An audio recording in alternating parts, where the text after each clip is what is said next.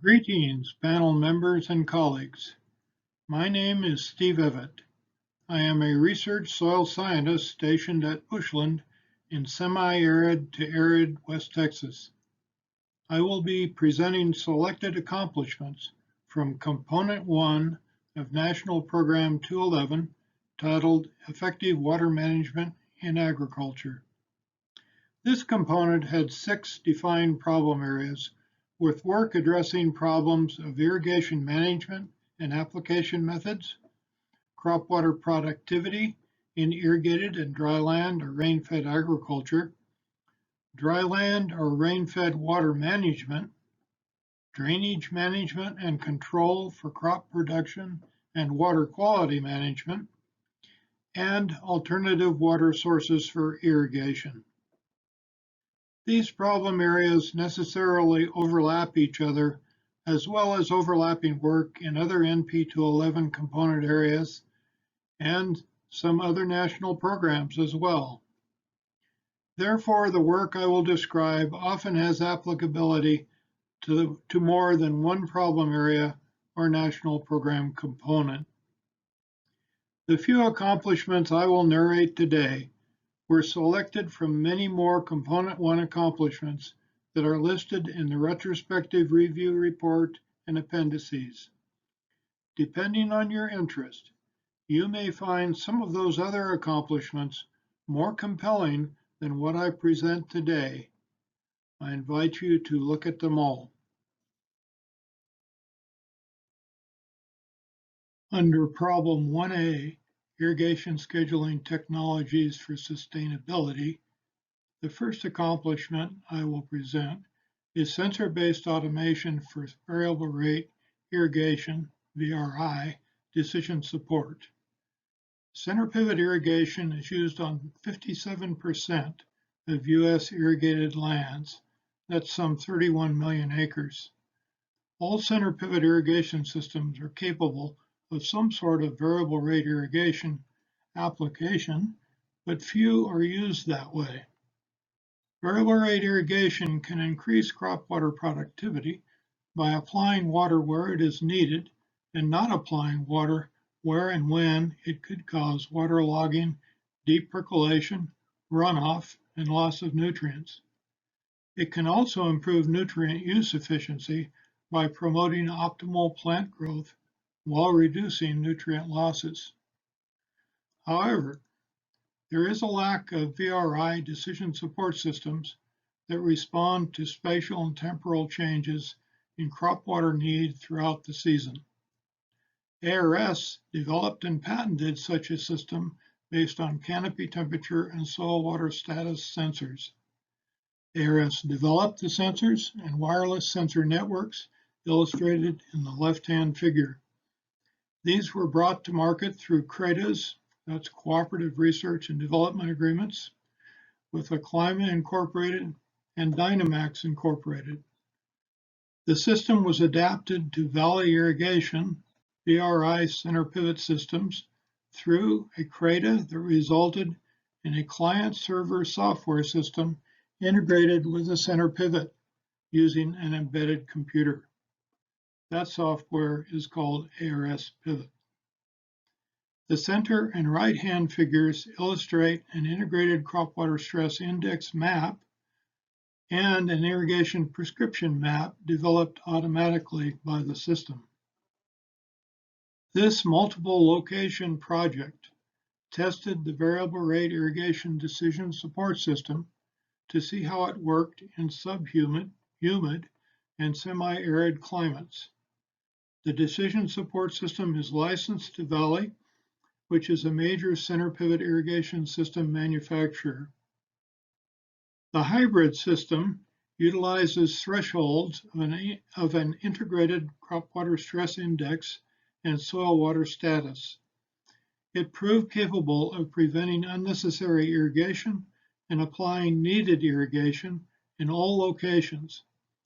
Overall, crop water productivity was increased compared with labor-intensive irrigation scheduling based on weekly use of the neutron probe, the so-called gold standard for irrigation scheduling. Yields were significantly greater than same area countywide yields for corn, cotton, sorghum, and soybean. System costs are estimated to be amortized in 3 years. This public-private cooperation has brought to market a wireless infrared temperature sensing system, an award-winning soil water sensing system, and a wireless cloud-based data logging and transmission system that employs nodes and gateways that was developed with our cooperator in Beltsville, an ARS location. Valley Irrigation has licensed the decision support system and is working with ARS to integrate it into its product offerings. The public-private team has received national awards from the Federal Laboratory Consortium and the Irrigation Association. Cooperation continues with CRADA and ARS partners, as well as with the U.S. Forest Service and international partners in Jordan, Israel, and Uzbekistan.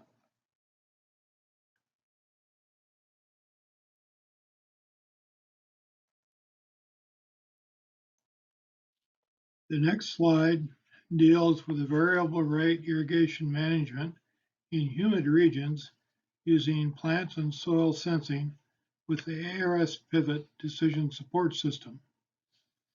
A hybrid decision support system was developed to avoid over-irrigation that can result from using the crop water stress index in humid regions.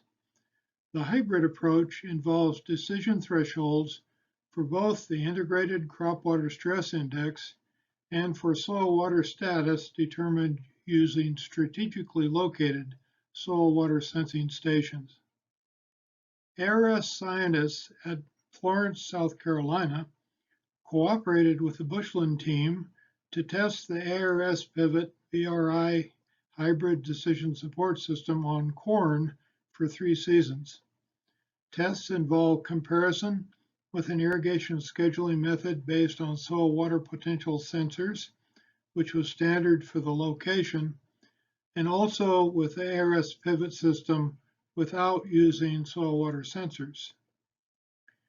The upper left figure shows canopy temperatures resulting from a dry run of the pivot to scan the field. The middle figure shows a map of integrated crop water stress index values developed from canopy temperature and weather data. The lower right figure shows a prescription map developed automatically based on the hybrid system. It also shows locations of soil water sensing stations as small white circles. A click of an icon sends that prescription to the center pivot, which applies the irrigation. The hybrid method resulted in greater yield than the method using only the integrated crop water stress index, and greater than the method using soil water potential sensors. The hybrid method also required less irrigation.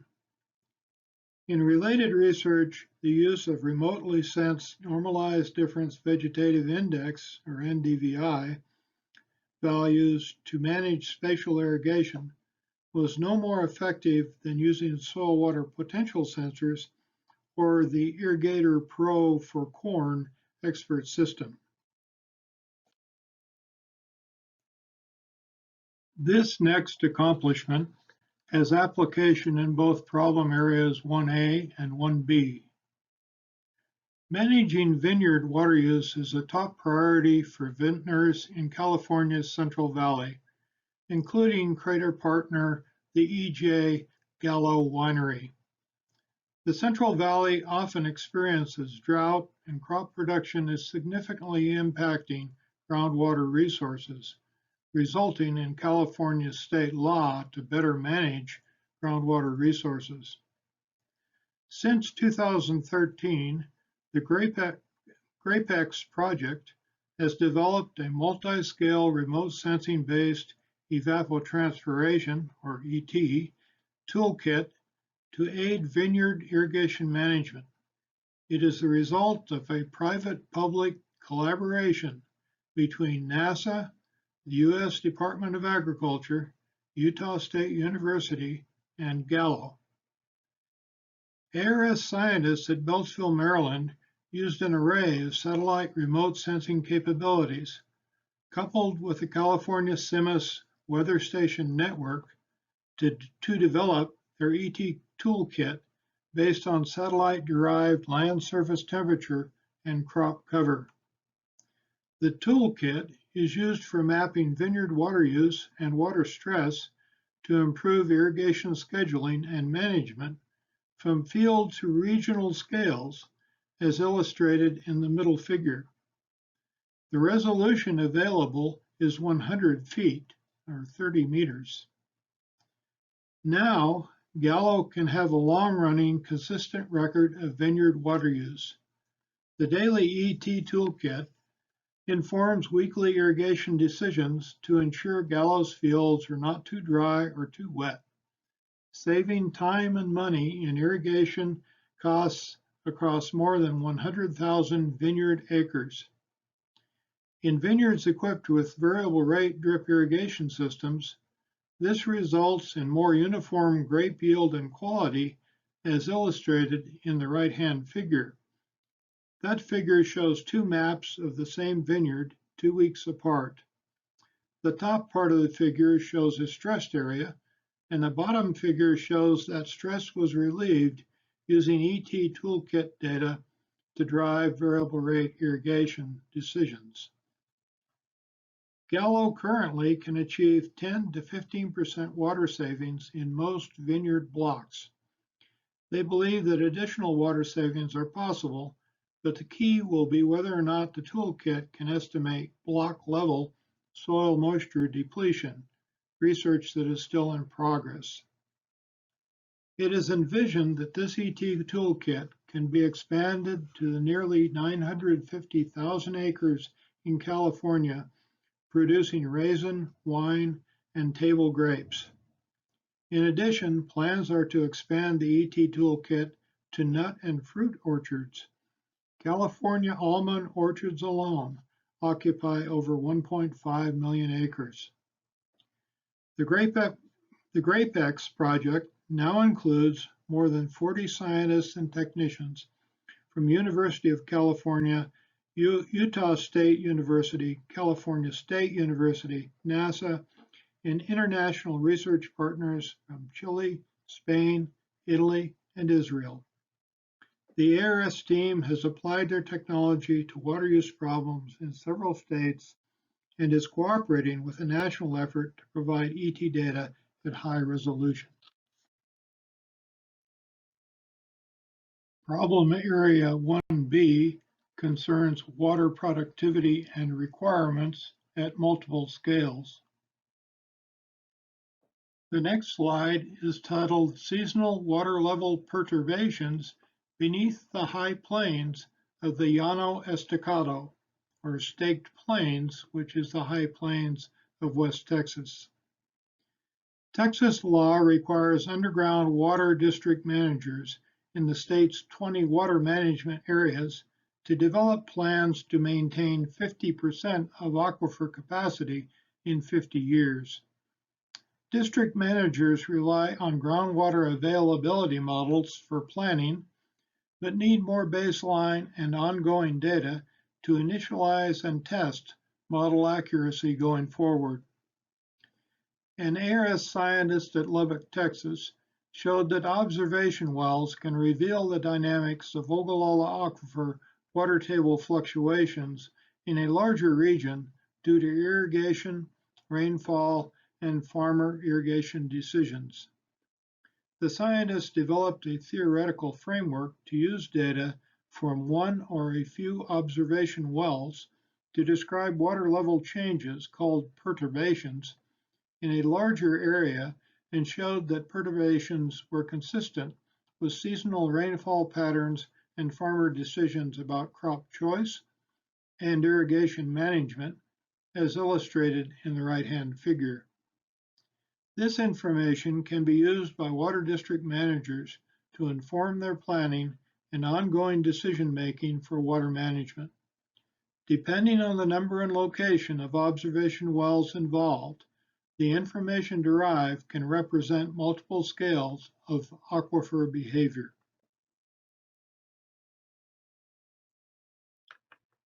In the next slide, we discuss linkages that were assessed amongst plant physiological systems and plant performance under water stress. This represents a new paradigm for traits related to improved maize drought performance. This accomplishment relates to water productivity and water requirement under drought. ARS scientists at Fort Collins, Colorado, investigated plant traits and carbon flux under drought conditions to see which traits were strongly linked to corn growth. Root traits, liquid water conductances in the xylem, and water vapor conductances through stomates were strongly linked to maximum CO2 assimilation under drought conditions. The scientists make a case that corn breeding for drought tolerance will likely benefit by considering root traits, xylem water transport, and carbon assimilation or stomatal conductance as a connected network rather than focusing on transpiration efficiency or other leaf level processes. This represents a paradigm shift in approaches to corn breeding for better crop water productivity under limited water availability. This next slide relates to regional scale effects of early planting on yield of southern high plains irrigated cotton. West Texas produces 64% of the Texas cotton crop and nearly half of U.S. production of upland cotton. Early planting of cotton carries risk due to cooler temperatures, but results in a longer growing season, which is needed in this thermally limited environment. Producers want to know what the relative benefit is for May planting compared with June planting. ARS scientists at Lubbock, Texas, used Texas A&M University data from 11 years of May and June plantings of several cotton varieties under irrigation. They also used temperature data from 21 weather stations in the Texas Tech University West Texas Mesonet, as illustrated in the left-hand figure. They studied yield and cotton quality effects related to planting date, heat accumulation as quantified by growing degree days, and cooling degree days accumulated during cotton fiber formation late in the season. Due to the multiple varieties planted each year, there were 153 yield effects and 163 cotton quality effects. May planting increased yield by a median value of 331 pounds per acre compared to June planting, and resulted in better yields 78% of the time. This is illustrated in the right-hand figure.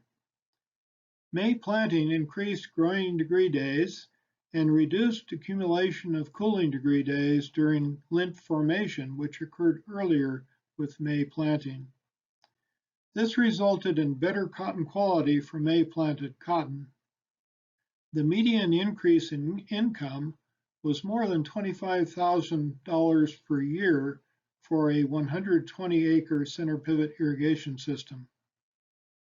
Comparison of the measured data with the cotton growth model indicated simulation results were similar to measured yield trends, but simulated yields were much smaller than measured. The crop grow cotton model could not reliably simulate cotton quality.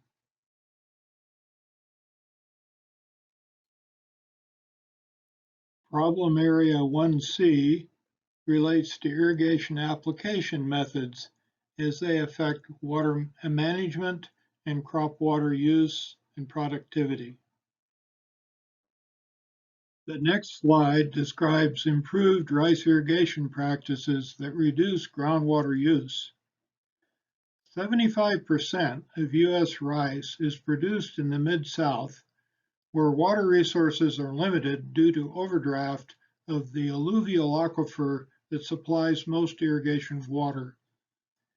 ARS scientists at Jonesboro, Arkansas, worked with local producers to test the effects of 3 alternative water delivery methods against the traditional method of continuous flooding of paddies in cascade from top to bottom, which is labeled the cascade method in the right-hand figure. The 3 alternative methods included continuous flooding with multiple inlet rice irrigation using lay-flat tubing, which is shown in the left-hand photo, and labeled MIRI in the right-hand figure. Alternative methods also included MIRI with alternate wetting and drying, AWD, and furrow irrigation. All 3 alternative irrigation application methods improved irrigation water productivity compared with the traditional method. MIRI reduced water use by 22% compared with conventional practice. Local rice producers credit ARS with demonstrating that reductions in water use are possible without compromising yield and grain quality. The use of alternate wetting and drying with MIRI delivery did not impact milling yields of rice compared with conventional continuous flooding practices. There were slightly worse grain properties, but not substantially so with the alternate wetting and drying treatment.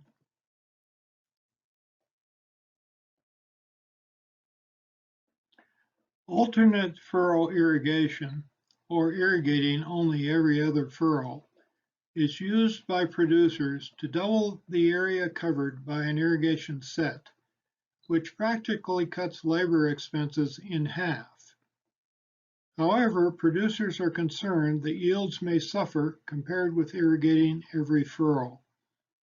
Producers also were concerned about yield reductions due to waterlogging if irrigating after rainfall. In response to these producer concerns about yield reduction, an ARS scientist at Portageville, Missouri worked with university partners to study 3 furrow irrigation patterns compared with rain-fed cotton to find if furrow irrigation pattern affected yield. There were no consistent yield differences between irrigating every furrow, irrigating every other furrow, or irrigating every other furrow but alternating between irrigating previously dry furrows and then alternating back to the furrows that were not irrigated in the previous irrigation. All irrigation application methods yielded significantly more than rain-fed cotton. Producers can safely use alternate furrow irrigation and reduce labor expenses. In addition, data did not support that there were yield reductions due to waterlogging if irrigation took place after rainfall. Sensors were used to determine canopy temperature, plant height, and NDVI in this experiment, as illustrated in the left-hand photo. Canopy temperature, plant height, and NDVI were all effective at differentiating between rain-fed and irrigated cotton, including differences among some of the irrigated treatments. These results support the use of canopy temperature sensors in the variable rate irrigation decision support system tests being conducted at Portageville as part of the multi-location research effort described in the first accomplishment. Problem 1D of Component 1 focuses on dry land and rain-fed water management. Research conducted in Lubbock, Texas, indicates that LIPA irrigation may better capture rainfall in the Texas High Plains. Rainfall can be an important part of water available for crop growth in the Texas High Plains, where crops are irrigated with water from the declining Ogallala Aquifer. Irrigation application method may affect how much rainfall is captured and used by a crop. For example, sprinkler irrigation that wets the entire soil surface is considered to promote runoff and evaporative losses since it wets the surface soil and leaves less room for rainfall to infiltrate, while enhancing evaporation from the wet soil surface. On the other hand, subsurface drip irrigation, or SDI, leaves the soil surface relatively dry and is expected to promote infiltration of rainfall. And SDI has been shown to greatly decrease evaporative losses compared with sprinkler irrigation in research at Bushland, Texas. However, 50 to 80% of rainfall events are less than 1/2 inch and may quickly evaporate unless roots near the soil surface quickly uptake the water. ARS scientists at Lubbock studied rainwater uptake by plants by analyzing the oxygen-18 isotope fraction in cotton petioles as affected by irrigation application method. The two methods were SDI and low-energy precision application, or LIPA, delivered by a center pivot irrigation system.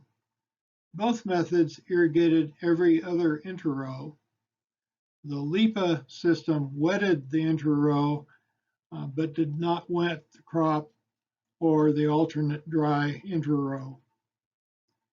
Only one 12-millimeter rain and one 1.2-millimeter rain were able to be used in the data analysis.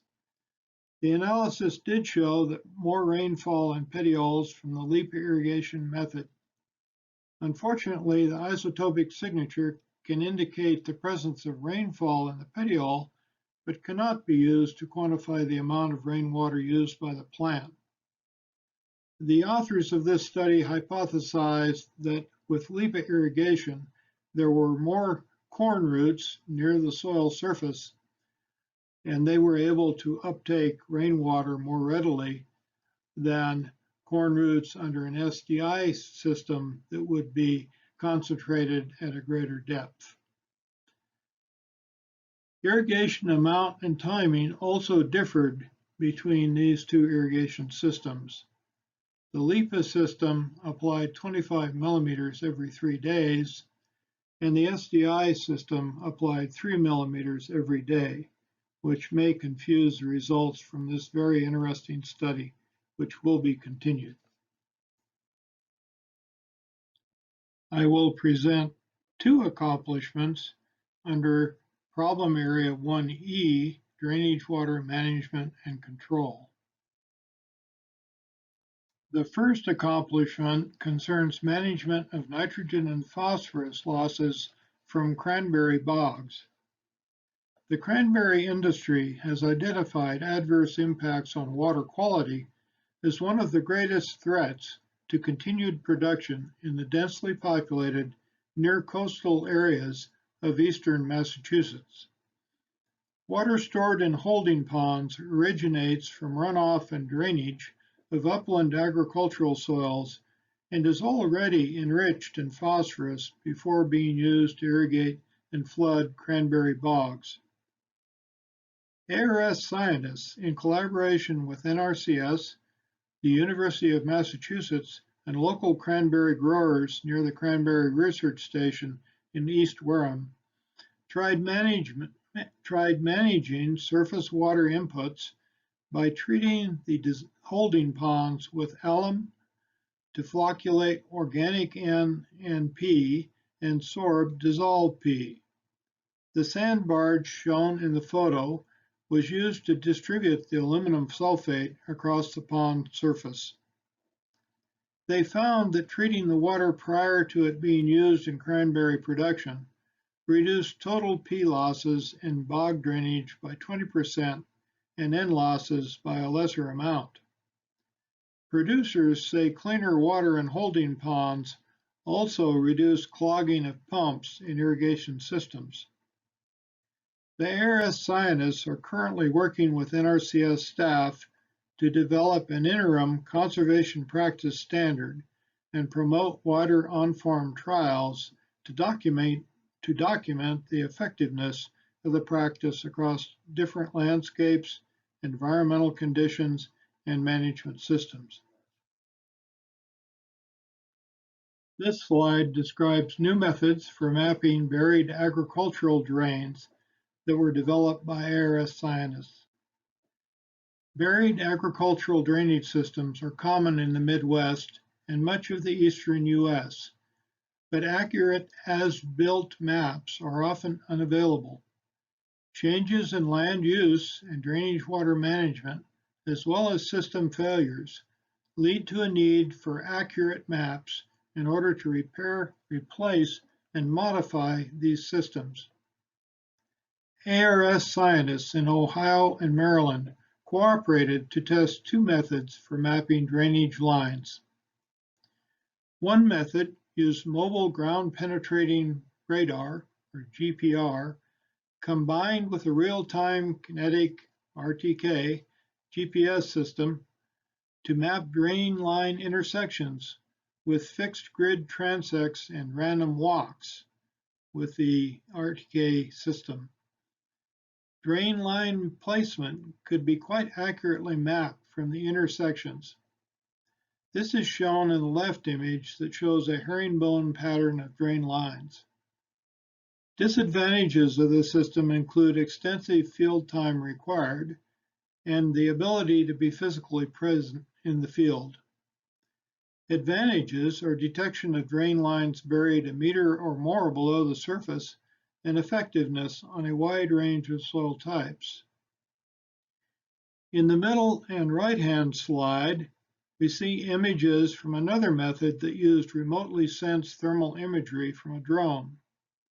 Thermal images taken after a large rain can reveal important parts of a buried drain network, as shown here in Beltsville, Maryland. The center image shows the thermal orthomosaic developed from drone images. The right-hand image shows the contractor's as-built map. Disadvantages are that not all drainage system details are detected. Shallower drains are detected more easily, and detection often works best after a large rain when soil water over a drain line is dewatered compared to soil water between drain lines.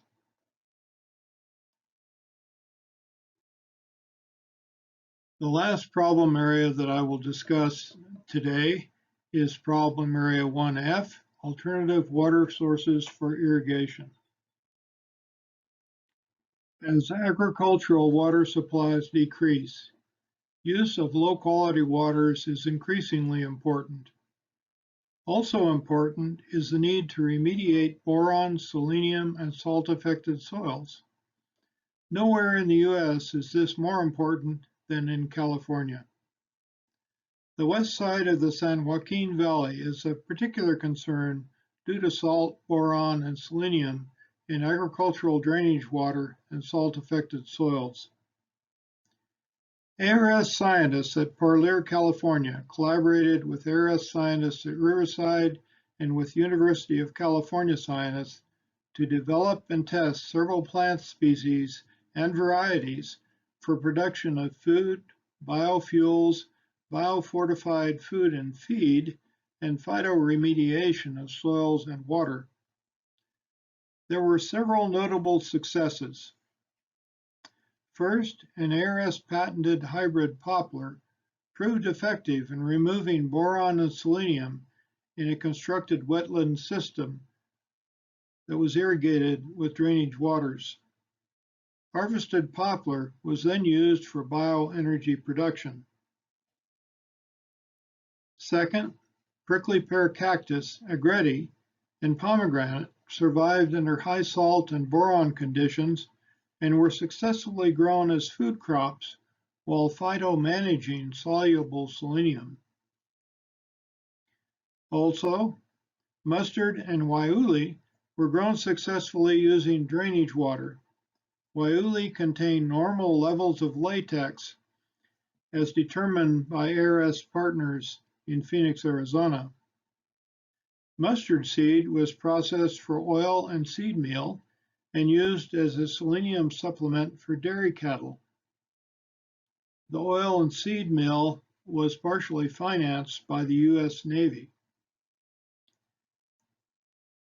Lastly, a boron-tolerant selenium accumulating plant, Prince plum, was grown and it removed up to 20% of selenium in 1 year by phytoextraction and phytovolatilization. Used as a green manure, the plant was used to grow selenium-enriched vegetables, including mushrooms, carrot, broccoli, kale, and cabbage. This work has had wide impact in the US and world.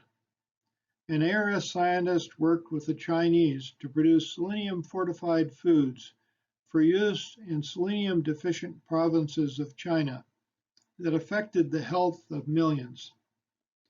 Selenium-enriched feeds are used in selenium-deficient areas of the US, enhancing animal production. And the US Navy has used mustard oil for fueling ships. The poplar wood has been successfully used in a gasification plant in California for energy production. This concludes my presentation of Component 1 accomplishments. I will be available for questions later. Thank you.